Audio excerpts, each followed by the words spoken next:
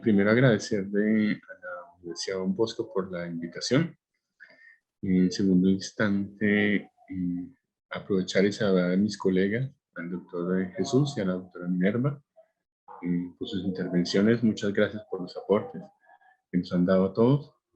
Y quisiera plantear la presentación que voy a realizar en este momento, no desde el punto de vista de una experiencia particular alrededor de los aprendizajes o la evaluación, sino alrededor de un llamado de atención que quisiera generar desde la incorporación de tecnologías y las formas o algunas cosas que ocurrieron durante la pandemia y que creería yo no deberían desaparecer.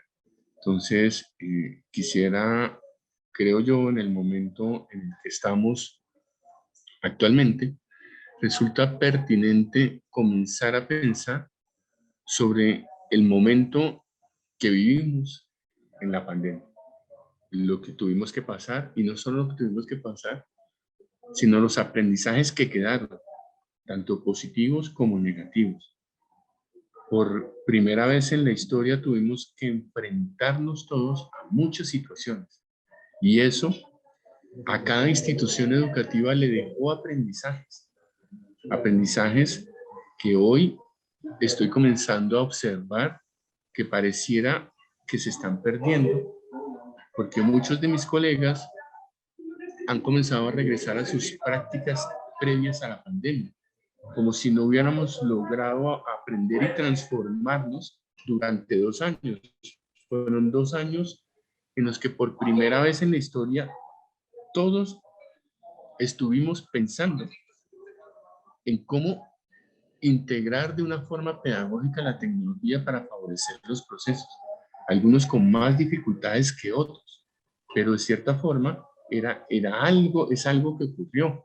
Y yo camino por el campus hoy y comienzo a ver las clases tradicionales magistrales, las formas tradicionales de orientar los procesos, y me pregunto si estos 2 años que pasamos los vamos a dejar pasar como si no nos hubieran ayudado a transformarnos o a repensar nuestra práctica.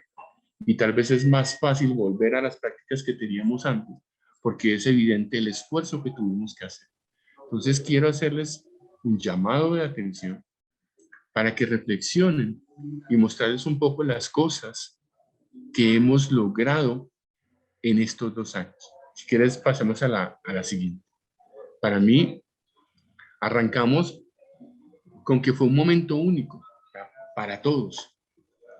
No quiero hablar si fue positivo, si fue negativo, pero lo claro es que fue un momento único en donde muchos docentes transformaron sus procesos educativos, en donde volvimos a lo elemental, a entender lo fundamental y los aportes que nos da la pedagogía y la didáctica, y a comprender que las tecnologías son un recurso que permiten favorecer ciertos procesos, pero que el corazón del proceso siempre estará desde los fundamentos pedagógicos de esas concepciones que queramos, que tenemos y ponemos en escena como docente en cada una de nuestras prácticas. Siguiente, por favor.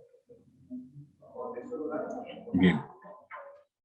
El mensaje tal vez más claro que nos quedó en todas las áreas es que todo aquello que dábamos por cierto dejó de ser, ¿no? Yo me acuerdo muy bien, era un viernes, yo terminé clase en la maestría, 9 de la noche, y el sábado a las 8 de la mañana nos llegó el mensaje de que el lunes ya arrancábamos el virtual y que la universidad tenía que movilizarse a lo virtual. Eso implicó, desde el punto de vista de la institución, dejar de pensar que lo que dábamos por cierto era así y rápidamente tomar manos en acción para poder darle continuidad al proceso. Siguiente.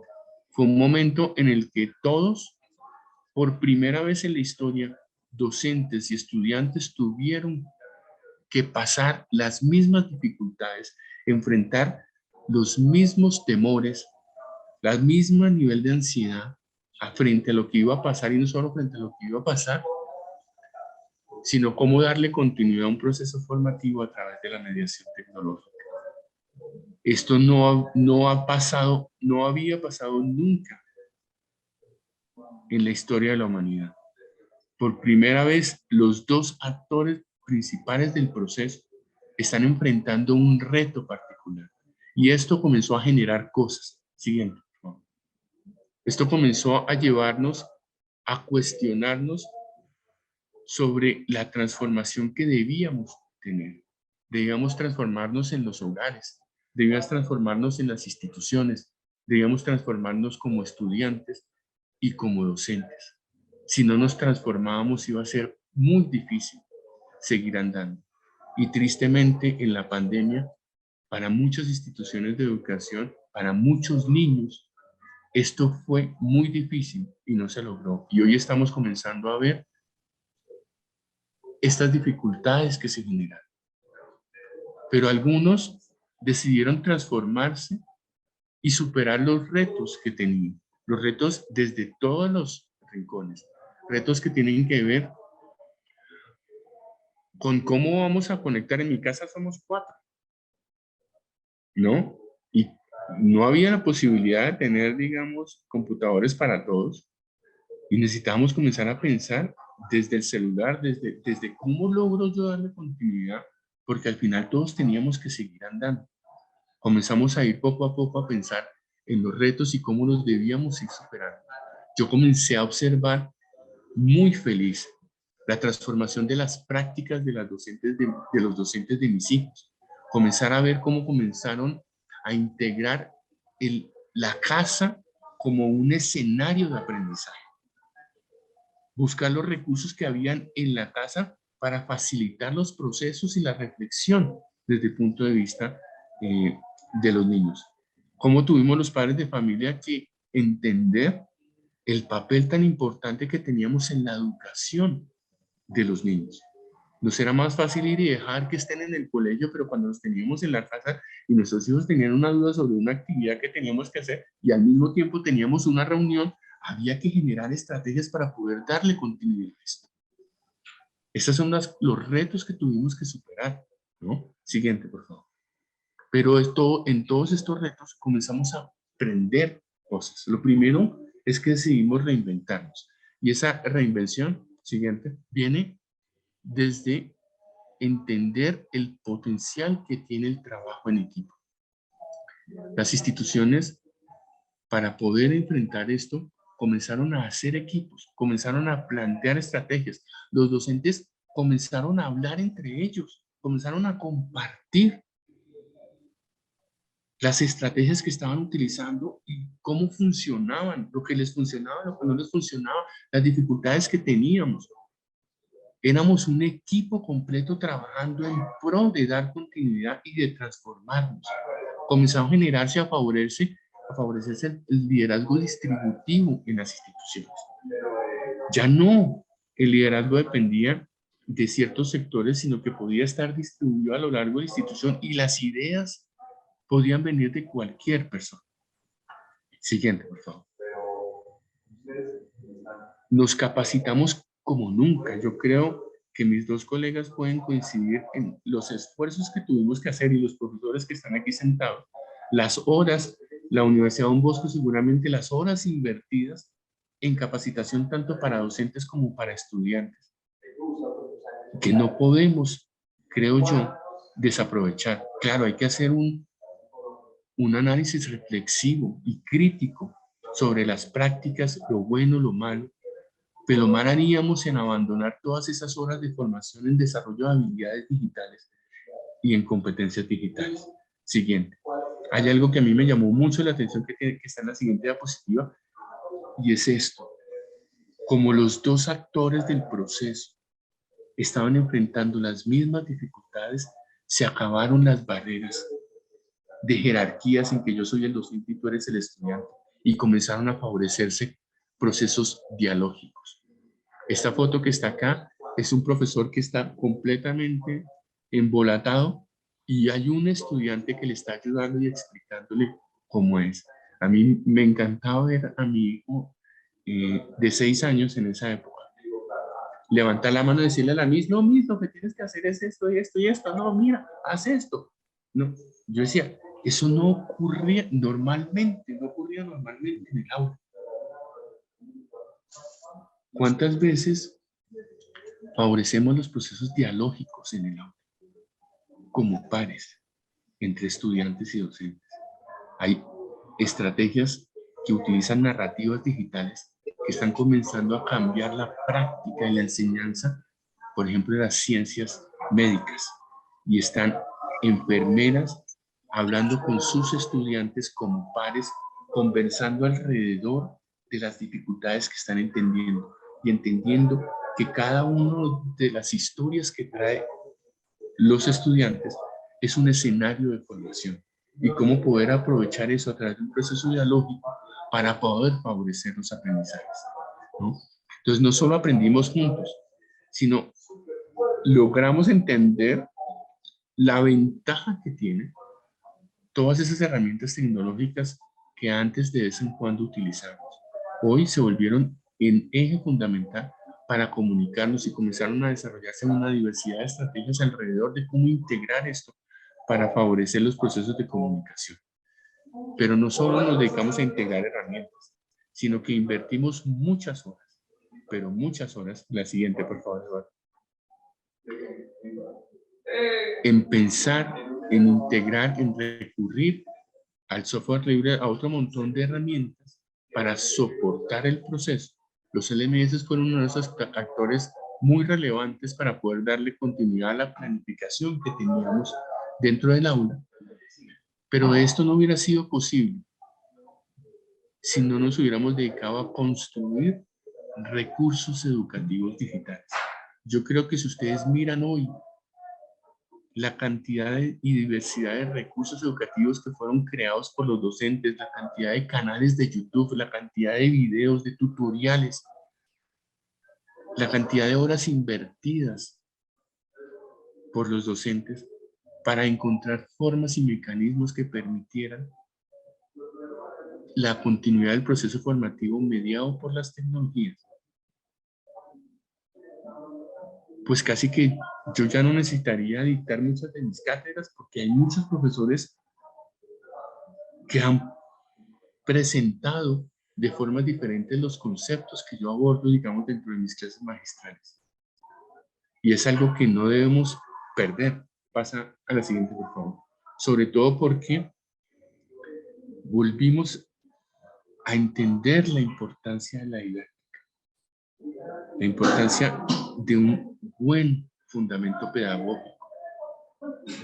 Entendimos que la tecnología no era esa varita mágica que solucionaba las cosas, sino que era un aliado estratégico, un agente catalizador del proceso formativo, pero que solo y exclusivamente dependía de nuestras propuestas pedagógicas, el poder darle continuidad a esos procesos, el repensar nuestras prácticas, la importancia que tuvo de que los docentes hoy tuvieran que pensar, ya no puedo recurrir a lo que tenía planeado antes, ahora tengo que repensarme yo, repensar mi escenario formativo, buscar estrategias diferentes para poder darle continuidad a lo que estaba planteado.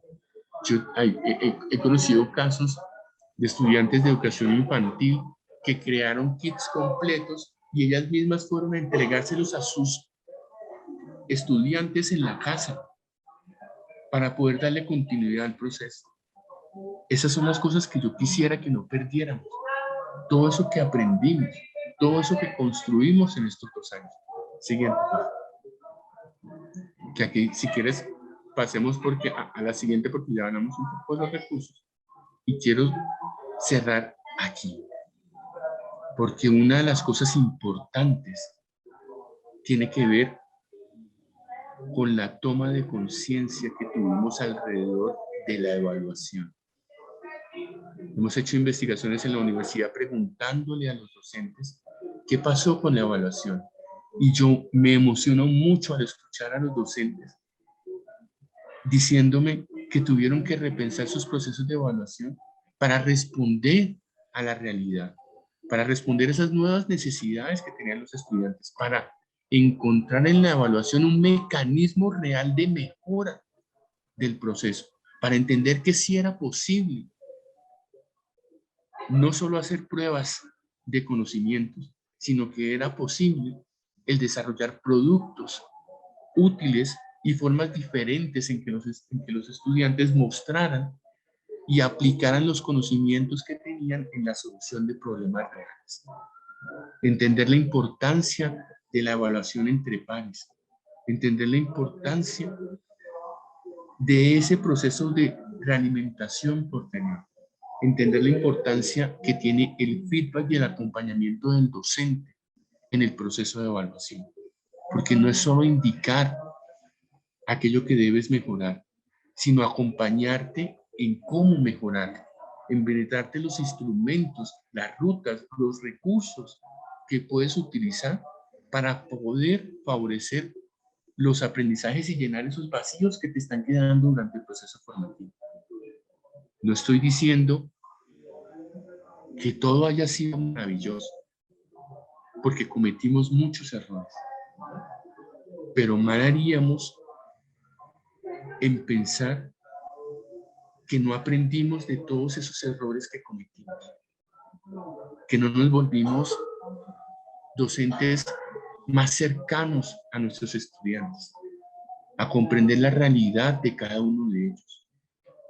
No podemos olvidar todo eso que aprendimos, porque nos acercamos al estudiante como otro ser humano y lográbamos entender las dificultades que tenía. Luego, si pudimos cambiar la evaluación, ¿por qué vamos a volver a las evaluaciones otra vez de falso y verdadero o de ABC? No tiene sentido volver a la medición si habíamos logrado superar la medición en muchos casos. Yo creo que parte de lo que yo quiero invitarles hoy es a que no perdamos esto. Piensen en qué pueden conservar y logremos que eso podamos darle continuidad. Siguiente. Lo más importante que hicimos y aprendimos es que logramos una forma de acercarnos a las personas. Logramos llevarlas a instalar. Transformamos los procesos administrativos, logísticos, transformamos todo al interior de las